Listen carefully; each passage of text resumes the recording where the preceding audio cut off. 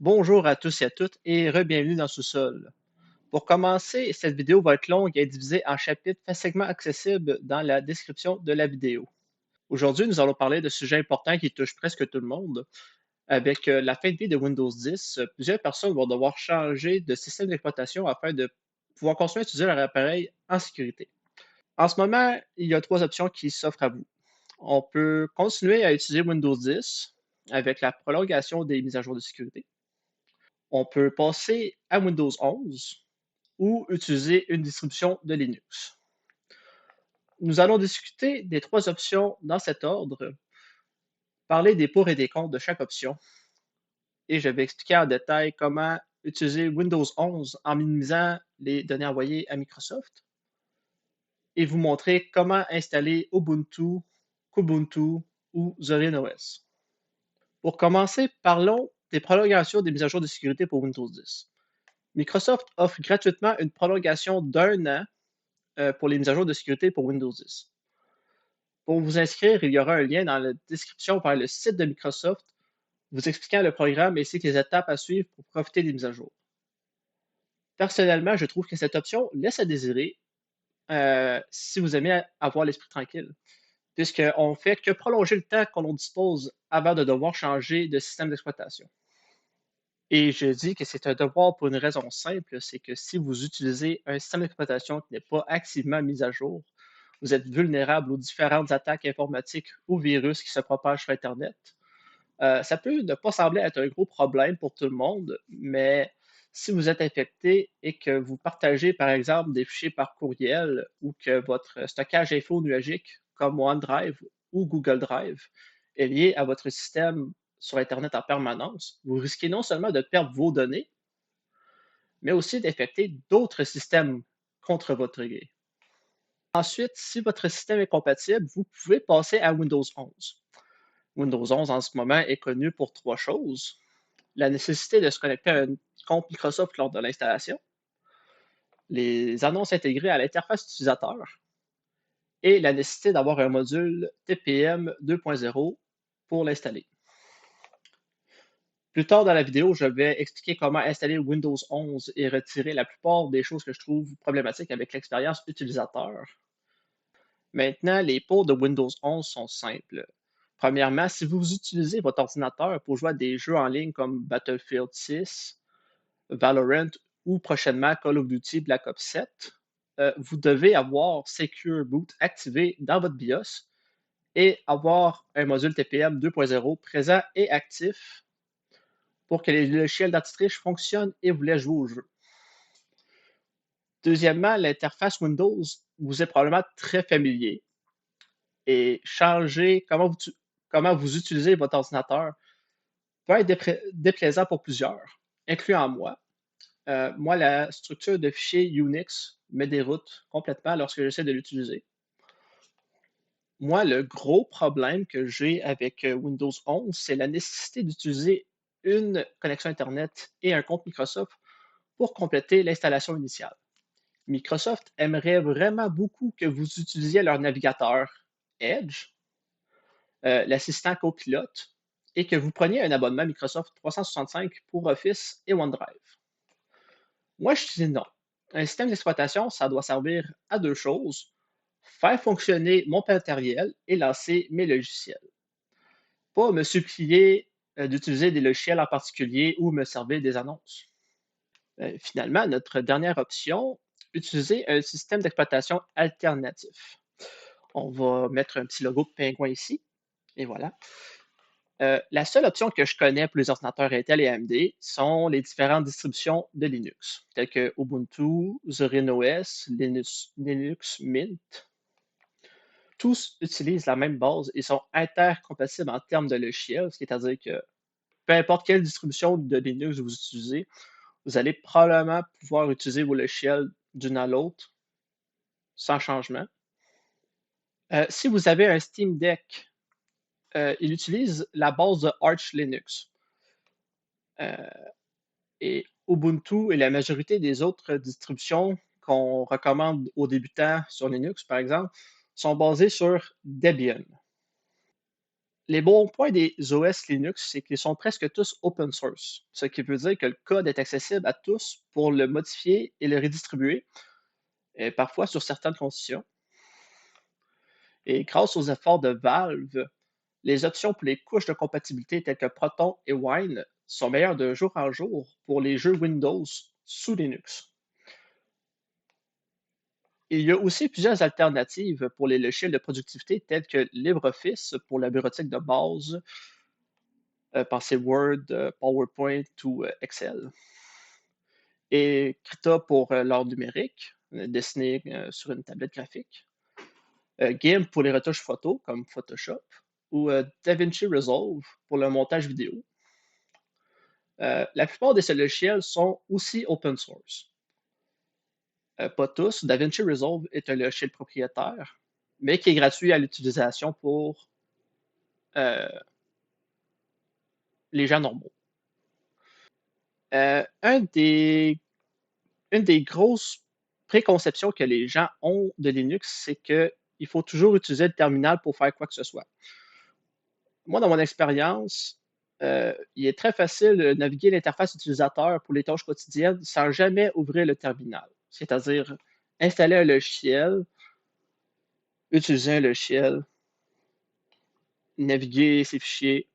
Jamais besoin d'ouvrir le terminal de nos jours. C'est toujours pratique de savoir comment ça servait, mais on n'a pas besoin. Moi, les points que j'aime moins à propos de Linux, c'est la structure des fichiers.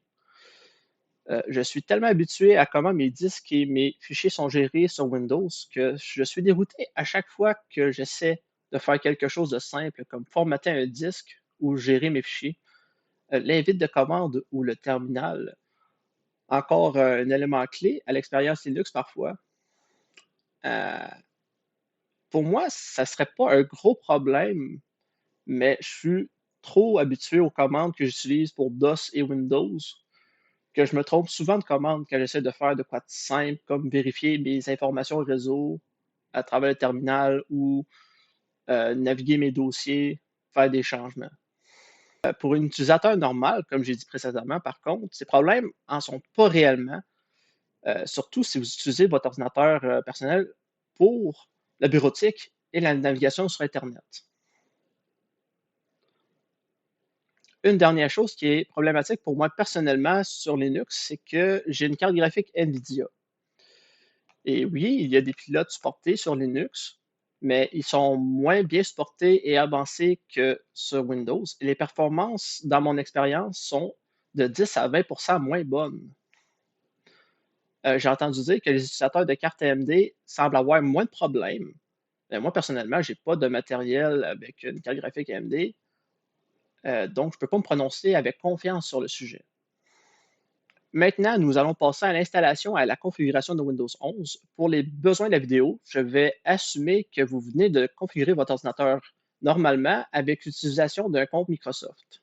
Donc, pour la vidéo, je vais utiliser ce qui s'appelle une machine virtuelle pour démontrer les modifications à faire à Windows 11 pour que Microsoft n'ait pas accès à vos données inutilement. Une des premières choses à faire, si vous le désirez, c'est de créer un compte local. Pour les besoins de la vidéo, vu que j'assume que vous avez fait l'installation Windows 11 normale, vous vous êtes connecté ou avez créé un compte Microsoft. Donc, on va aller dans Compte et Autre utilisateur, ajouter un compte.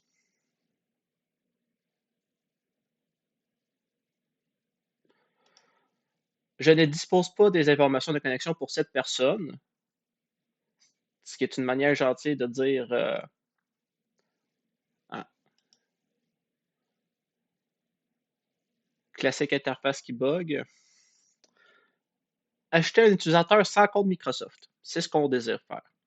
Donc, on va utiliser mon vrai nom, Kevin. On va rentrer un mot de passe bâtard.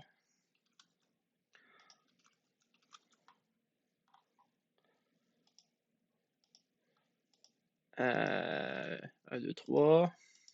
Je suis né à 1, 2, 3. Puis le surnom que j'étais enfant, c'est 1, 2, 3.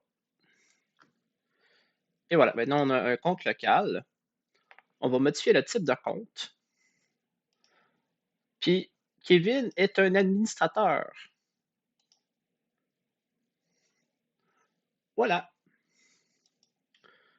Donc maintenant, on peut se déconnecter.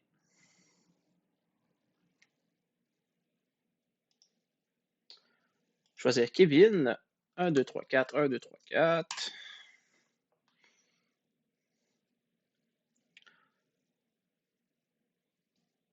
On va remplir les informations basiques.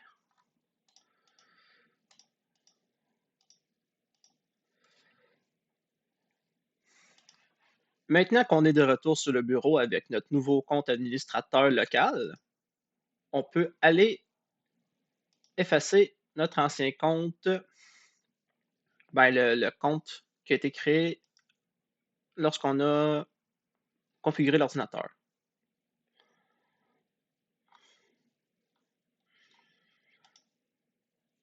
Donc, on voit ici le compte de Steve Wozniak, qui est notre faux compte. On va le supprimer. Supprimer le compte et les données.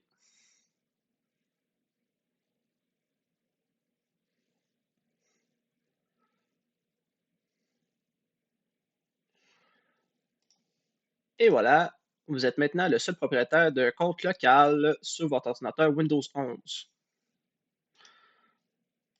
Maintenant, on va aller dans les paramètres de confidentialité et de sécurité. Puis on va vérifier toutes ces options-là. Mais les choses de base, ça va être général. On n'a pas besoin de rien de tout ça pour le fonctionnement de base de l'ordinateur. Euh, vous pouvez les laisser activer, lire ce que ça fait, puis les laisser activer. Moi, personnellement, ça ne me sert pas. Puis je vois pas à quoi ça peut servir à grand monde à part se faire servir des annonces. On n'a pas de reconnaissance vocale en ligne, c'est bon. J'ai pas besoin d'un historique de saisie. Ça s'appelle un keylogger en bon anglais. Euh, j'ai pas besoin d'envoyer ces informations-là. Si tout, tout devrait être désactivé, mais si c'est pas fait, on le fait maintenant.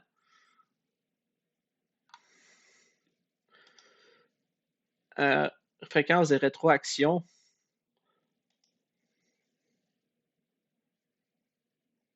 Jamais. I'm good.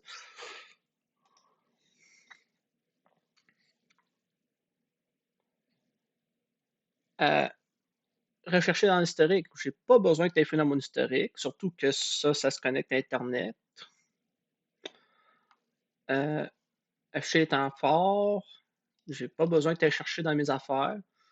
Le problème avec ça, c'est que ça se connecte aussi, ça connecte ces informations-là aussi au serveur de Microsoft, de ce qu'on sait.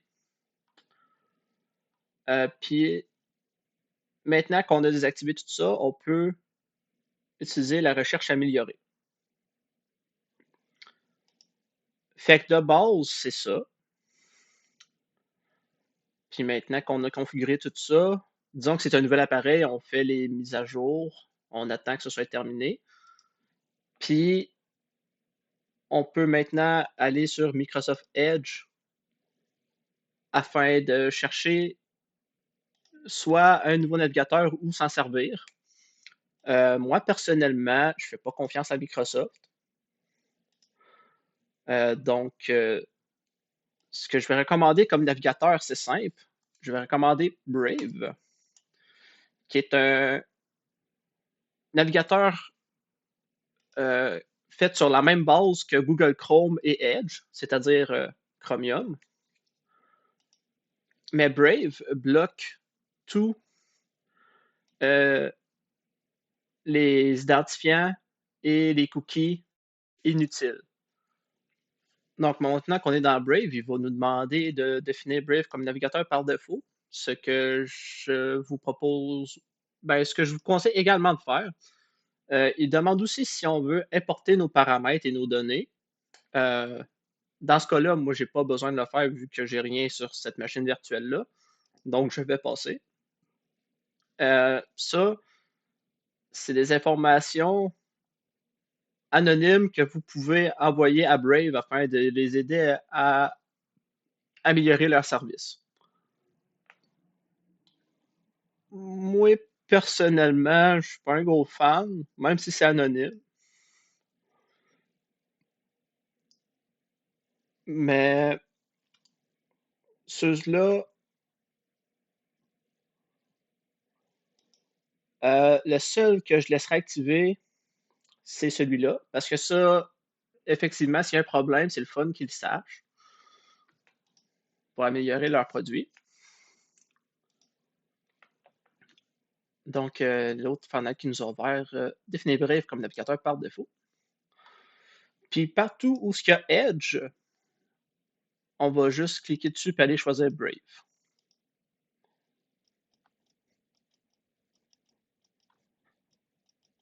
Outlook non plus, je m'en sers pas.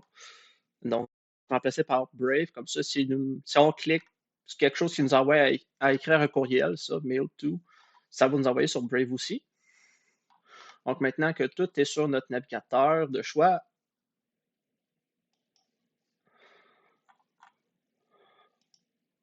on peut configurer Brave.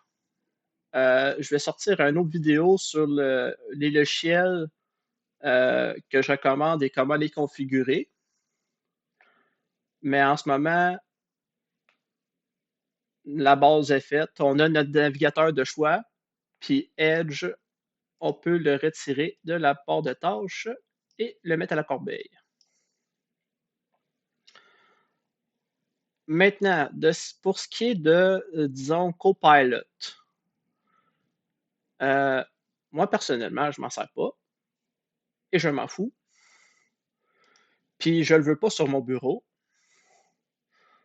Donc, une fois que les mises à jour et tout sont faites, on va aller dans Applications. On va écrire Microsoft et on va désinstaller tout ce qu'on veut pas. Donc, copilote, ça prend le bord. Famille, ça sert à rien. Hub de rétroaction, c'est non. C'est un ordinateur personnel, j'ai pas besoin de ça. Météo, j'ai un navigateur Internet pour la météo. Actualité, je m'en sers pas. Bing, on peut pas l'enlever. Il fait partie intégrante de Windows. Dans le fond, ce qu'on fait en ce moment, c'est qu'on efface tout ce qu'on n'a pas de besoin. Dans une prochaine vidéo, je vais vous montrer une alternative à OneDrive. Donc, on va le désinstaller.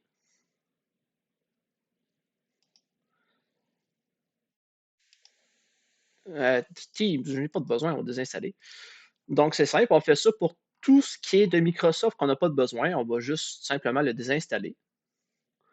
Comme ça, on est sûr qu'aucun de ces logiciels-là va se connecter à leur serveur et les envoyer des informations inutilement.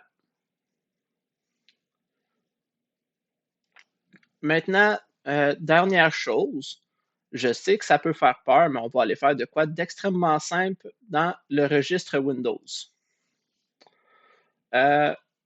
Puis, ce qu'on va faire là, dans le fond, c'est se débarrasser de Web Search. Donc, vous allez remarquer que si, mettons, j'écris plante, ben, il m'envoie des résultats sur le web. Ça peut être utile. Vous pouvez le laisser activer si vous le souhaitez. Moi, personnellement, c'est pas quelque chose que je me sers. Si j'ai envie de faire une recherche sur Internet, je vais aller sur mon navigateur, pas la barre de recherche. Alors, on va écrire registre, éditeur du registre. Donc, on va aller dans, juste en vérifier, HKey Current User, Software, Policies, Microsoft, Windows.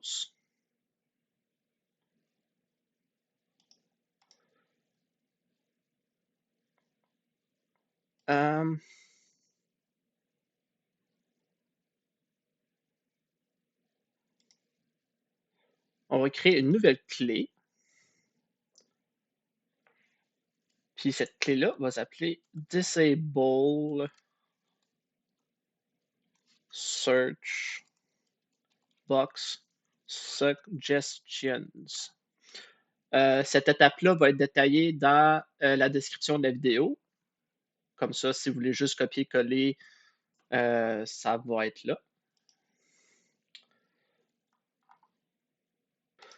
On va créer un nouveau dword 32 bits qu'on va appeler disable search box suggestions.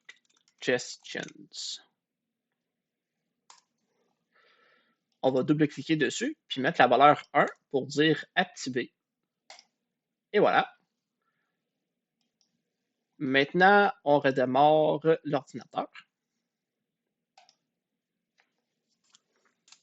Donc là, maintenant, si j'écris plante, aucun résultat trouvé pour plante. Puis, Copilot ici aussi a disparu. Et maintenant, on est presque totalement libre de l'emprise de Microsoft. Tout ce qu'il nous reste à faire, c'est personnaliser l'arrière-plan et tout le reste. Mais pour le moment, on a une connexion minimale de nos informations à Microsoft. Donc maintenant, on va parler de nos autres alternatives si on veut réellement se débarrasser de Windows dans notre vie. Les distributions Linux. Moi, j'en ai trois que je vais recommander pour leur simplicité d'installation et d'utilisation pour les débutants sur Linux. Notre première option, c'est Zorin OS. Notre deuxième, Ubuntu. Et notre dernière, Kubuntu. Ubuntu et Kubuntu sont faits de la même base, seulement l'interface utilisateur va être différente. Moi, pour le tutoriel, je vais utiliser Zorin OS, puisque c'est celui-là qui ressemble plus à l'expérience d'utilisation de Windows. Donc, c'est simple, on va juste aller sur télécharger Zorin OS. Il y a une version Pro disponible avec plus d'options et de support technique si vous en avez besoin. Mais si vous voulez seulement l'essayer, il y a la version Core ici, totalement gratuite. Donc, skip to download, je n'ai pas besoin de m'inscrire à leur courriel. Et ça va ouvrir la demande de téléchargement. Moi, il est déjà téléchargé, donc je ne le retéléchargerai pas. Pour ce qui est de Ubuntu, pour le télécharger, il faut juste aller dans Products ou Produits. Et Ubuntu pour le bureau. Donc, Ubuntu et Kubuntu, ils vont venir en deux saveurs. La version LTS et la version, la dernière version disponible. La version LTS, ça veut dire que c'est la version Long Term Support ou soutien à long terme. Ce qui est à dire qu'elle va avoir des mises à jour pendant au moins 5 ans depuis sa sortie. Et on peut rallonger le temps de support avec Ubuntu Pro, qui est gratuit pour les utilisateurs personnels, un usage personnel. Donc, de juste à télécharger l'image. Ou Kubuntu, qui moi, si je dois utiliser Ubuntu, j'aime bien l'interface KDE, car elle aussi, elle ressemble beaucoup à Windows. C'est simple pour télécharger Kubuntu, download, puis on peut prendre la version LTS vu que, à moins que vous soyez vraiment aventurier puis que ça ne vous dérange pas de réinstaller un système d'exploitation plus souvent, vous pouvez aller avec la dernière version. Le problème souvent, c'est que quand il y a des bugs, ben, il y aura pas il va y avoir une mise à jour rapidement, mais peut-être pas pour régler votre bug ou votre problème. Donc, moi, pour une utilisation à long terme, je vais recommander celle-là qui a un support à long terme. On peut télécharger en cliquant sur le bouton. Et maintenant, pour ce qui est de comment installer, ces systèmes d'exploitation-là, on va aller chercher Rufus. Rufus est un utilitaire qui nous permet de flasher une image disque sur une clé USB, c'est-à-dire de rendre une clé USB bootable pour un ordinateur avec le logiciel qu'on a choisi. Euh, donc, on va télécharger Rufus. On prend la première version en haut. On enregistre.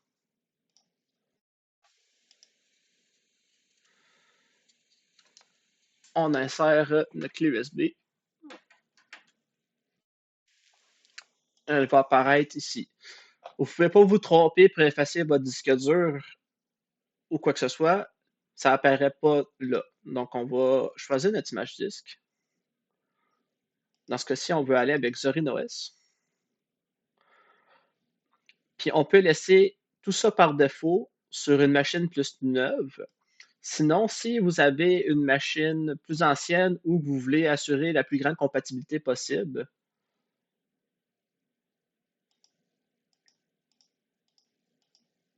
non, c'est ça. Par défaut, c'est le mode compatibilité pour Zorin OS.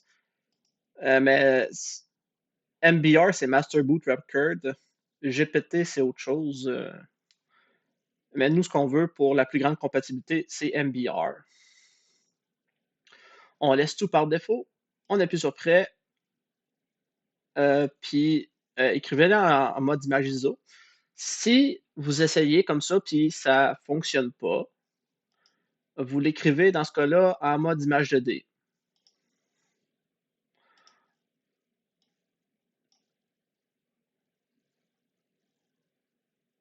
Oui. Donc, on laisse le shell fonctionner. Puis je reviens aussitôt que c'est terminé. Donc, Rufus a terminé son travail de créer une clé USB de démarrage. Moi, je vais utiliser une machine virtuelle, mais dans le cas d'utilisation, j'assume que vous faites ça sur votre ordinateur personnel. Mais les étapes d'installation vont être les mêmes. Euh, Vous allez peut-être avoir besoin d'accéder au BIOS pour changer les options de démarrage de votre ordinateur. Passons à l'installation de Zorin OS. Donc ici, on a les options de base. Nous, on va utiliser la première option. Et ça se peut que ça ne fonctionne pas pour vous. Dans ce cas-là, utilisez Save Graphics ou si vous avez une carte NVIDIA relativement neuve, vous allez utiliser Modern NVIDIA Drivers, mais moi, je veux juste utiliser l'option de base. Donc, on est maintenant dans Zorin OS. Il nous offre l'option de l'essayer pour voir si on aime le système d'exploitation avant de l'installer ou simplement l'installer. Moi, je vais vous montrer comment installer. Là, je vais être honnête avec vous, puis je vais vous avouer que je ne suis pas un expert sur tout ce qui est Linux, mais je peux vous montrer la base. Euh,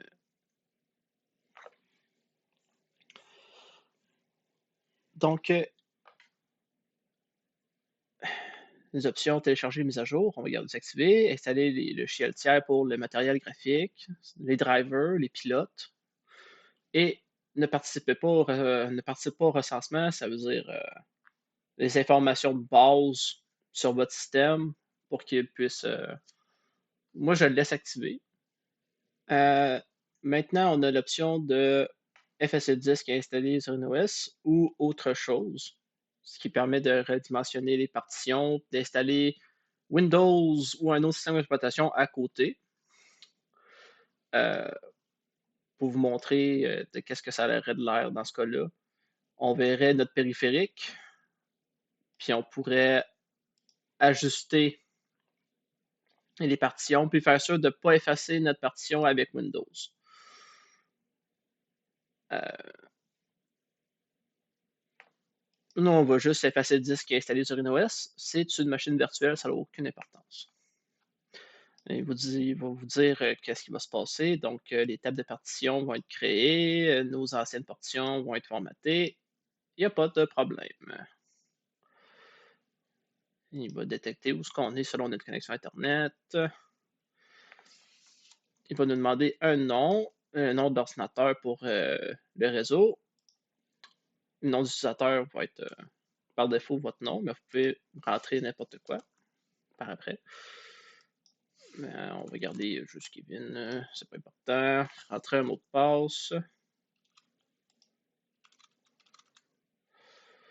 Maintenant, on peut dire ouvrez la session automatiquement si vous êtes confiant que personne va utiliser votre ordinateur ou demander le mot de passe pour ouvrir une session. Par défaut, moi, je recommande de laisser le mot de passe pour ouvrir la session, vu qu'on ne sait jamais. On sait jamais. Donc maintenant, le système va copier ses fichiers et s'installer. Et on se reprend aussitôt que c'est terminé. Donc, on a terminé l'installation et on est maintenant à l'écran de démarrage.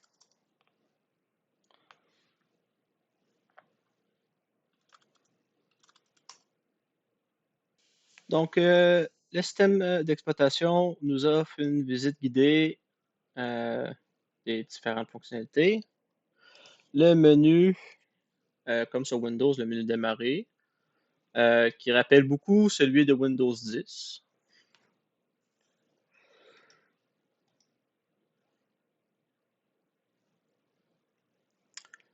Il nous montre comment personnaliser notre bureau. Ça peut prendre quelques instants. Il nous propose de connecter nos comptes en ligne. En ce moment, ce n'est pas quelque chose que j'ai envie de faire. Lier votre téléphone, ce n'est pas non plus quelque chose que j'ai envie de faire.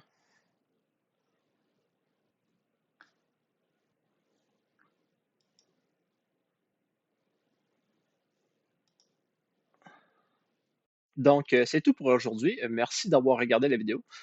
Comme j'ai dit plus tôt, je vais faire une autre vidéo pour vous recommander des logiciels tels qu'un navigateur Internet, un remplacement pour OneDrive ou Google Drive, ainsi qu'une alternative pour Microsoft Office. Je planifie aussi une vidéo pour montrer plus en détail Zorin OS et Kubuntu afin de vous laisser faire un choix plus éclairé sur votre système d'exploitation.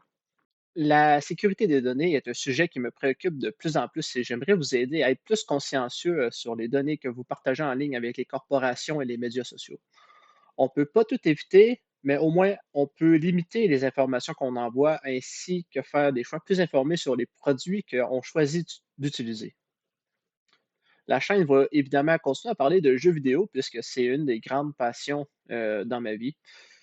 Ce vendredi, il y aura une vidéo sur le nouveau jeu Pokémon Legends ZA. Et sur ce, merci d'avoir regardé la vidéo. Merci de l'aimer et de la partager si vous l'avez trouvée pertinente et utile. Et on se revoit pour une prochaine vidéo dans le sous-sol.